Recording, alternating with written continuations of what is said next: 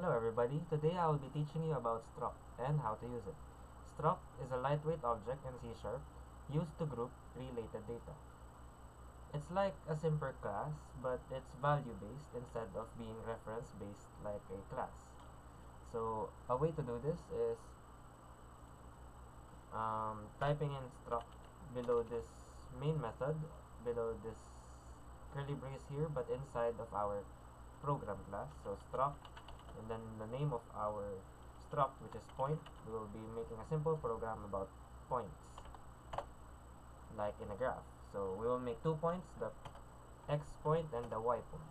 After making those 2 points, we will construct a constructor called also called point,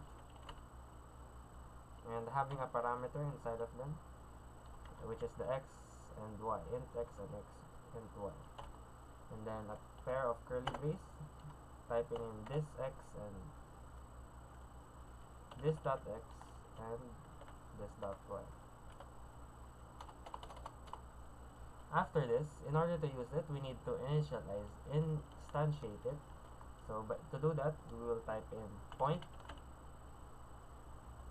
p or anything like point 2 equals new point, and we will be assigning a value to these two parameters we set, which is two numbers. So we'll put in two numbers for this value, so 5 and 10 would do. And then in order to get the value of these, we will just have to call this. We have to write console.writeLine and then call this point, and then dot which point we would like to use. I'll just use x first, and then if we press Ctrl F5, it will run, and we should see the value of x. There we go. The value of x is y, and then if you want to see the value of y, the value of x is 5, and then the value of y should be outputted as 10. 5 and 10.